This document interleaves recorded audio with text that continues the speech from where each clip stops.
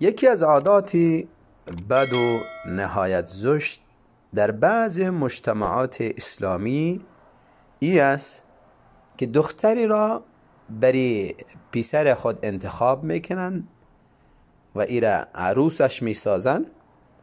باز به این فکر هستن که این دختر در خانه ما به حیثیت یک کنیز، به حیثیت یک خادم و به حیثیت یک مزدورک باید زندگی کنه. همه اعمال شاقه خانه را برای ازی بیچاره میسپارن. اگر این کارها را انجام نداد، باز این کلین خوب نیست، این آدمی درست نیست، بد اخلاق است، سرکش است. و در نهایت پسر خودم مجبور میکنن که باید ایره طلاق بدهد. چنین انسانها، چه مردی بوده باشه چه زنی بوده باشه، اینها خودشان بد اخلاق هستند. اینها زندگی پسر خود تباه ساختن.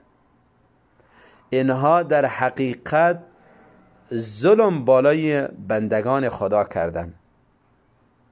اینها در حقیقت از حقوق خود خبر ندارن و همچنان از حقوق دیگرها. همچنان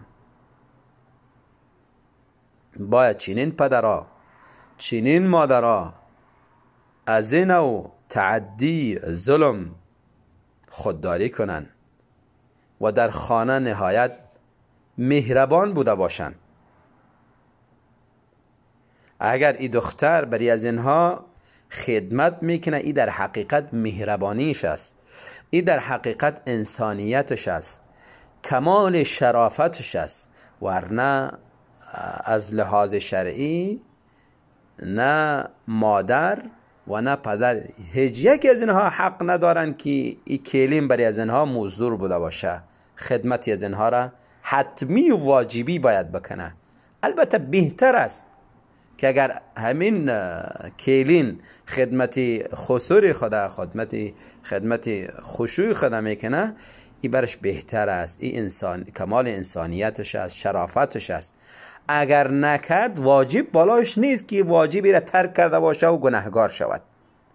آنچه که واجب بالایش است خدمت شوهرش است، اطاعت شوهرش است. اگر شوهر خدا اطاعت نکرد، فرمان برداری نکرد، باز این زن گناهگار است. در صورتی که اگر فرمان شوهر خدا داره و از خدمت‌های دیگری ایبا می‌ورزد، در این صورت شوهر مجبور کرده نمیتونه و حق هم نداره مجبور کنه. انسانیت خودش بود فبیها و نعمه، بسیار کاری خوب است. اگر نکرد انسانیت، باز در صورت بالاش اجبار نمیشه.